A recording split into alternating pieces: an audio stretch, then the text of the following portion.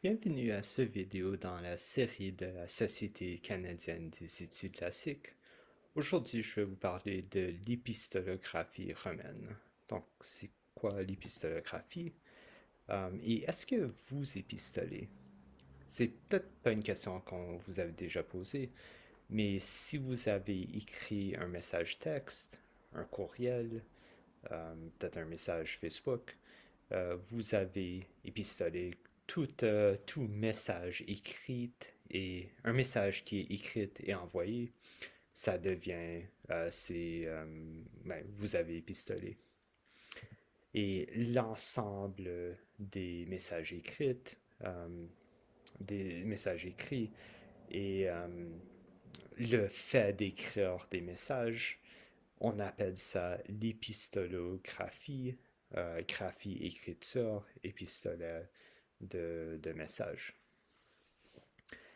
Et c'est quoi l'histoire de l'épistolographie? Bon, c'est un peu l'histoire de l'écriture elle-même.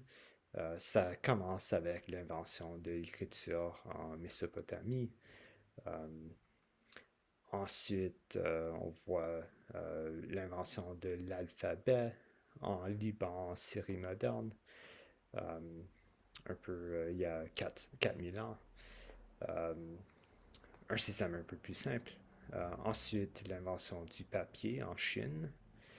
Euh, dans l'époque moderne, le début de livraison publique organisée et accessible à tout le monde de lettres. Et donc, ça facilite beaucoup l'envoi de lettres. Et puis, de nos jours, les médias sociaux qui nous donnent d'autres options quand on envoie des lettres.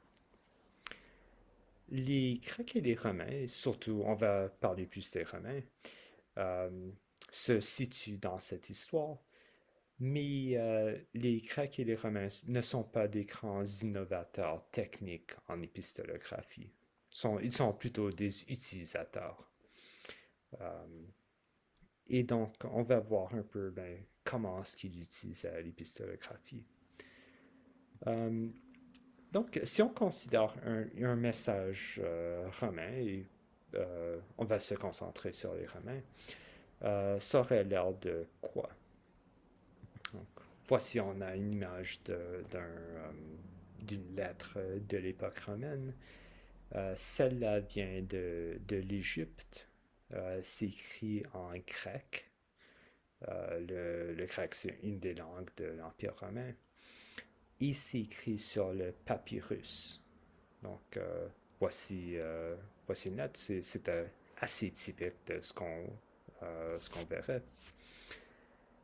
Cette lettre était probablement euh, composée à l'oral et puis dictée à un scribe, le scribe qui l'écrirait à la main, et le scribe était probablement un esclave.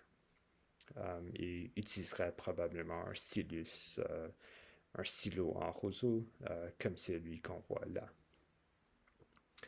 Euh, une fois que la lettre était écrite, il y aurait peut-être deux copies, une pour le destinateur et un pour l'auteur. Ensuite, on essaierait de garantir la confidentialité. Donc, on le garantissait avec le sceau. On mettait un peu une boule de cire là où on pliait la lettre, on peut le voir à droite. Et puis on apposerait le sceau de l'envoyeur, l'image unique et distinctive de cette personne. Euh, à droite, on voit une bague romaine avec le sceau en forme de gladiateur. Et une fois qu'il y avait le sceau, on ne pouvait pas ouvrir la lettre sans briser le sceau. Et on ne pouvait pas briser le sceau sans que ça paraisse au destinataire, surtout si le destinataire connaissait le sceau de l'envoyeur. Euh, Ensuite, la lettre était livrée, peut-être par l'esclave de l'envoyeur, peut-être par un ami qui acceptait de porter la lettre qui allait dans la bonne direction.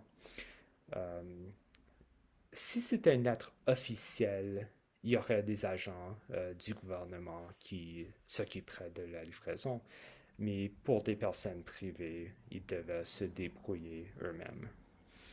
Ici, on voit une carte avec Toulouse au centre de la carte. C'est la ville de Toulouse dans la France moderne. Ok, donc on a une lettre. Et c'est quoi la valeur historique euh, d'une lettre ancienne? Ben, c'est une valeur assez grande puisque la lettre est une source primaire. Euh, donc en histoire, on distingue entre des sources secondaires où la personne parle de ce qu'il a entendu de quelqu'un d'autre, de ce qu'il a lu dans un autre livre. Ça, c'est source secondaire. Source primaire, c'est quand l'auteur parle de son propre vécu, de ce qu'il a vu lui-même. Donc, des lettres, d'habitude, les auteurs parlent de leur propre vécu, mais ils en parlent d'un peu la même manière qu'on parle de notre propre vécu dans nos médias sociaux. C'est-à-dire que la lettre euh, va faire exprès pour que l'auteur paraisse bien. Euh, et c'est autant plus le cas si on a des collections de lettres anciennes, et on en a. Euh, il y a des auteurs qui ont choisi de publier leur correspondance pour le grand public. Et quand on a des correspondances publiées en Antiquité, ça ressemble pas mal aux médias sociaux modernes. On a des messages qui ont été inclus, d'autres qui ont été enlevés. Ils sont organisés. Et c'est pour donner une certaine impression de la vie de la personne qui les a envoyés. C'est un genre d'autobiographie. Euh, et, euh, et il sent bien qu'il y avait un public qui s'intéressait aux lettres de personnes célèbres. Donc tout ça fait partie de la culture de l'épistolographie romaine. Si on considère et la culture de l'épistolographie romaine, c'est un des éléments qui rend possible l'Empire romain. Donc l'Empire romain est énorme, il y a beaucoup de relations qui se poursuivent à distance, beaucoup de communication à distance, de communication à distance.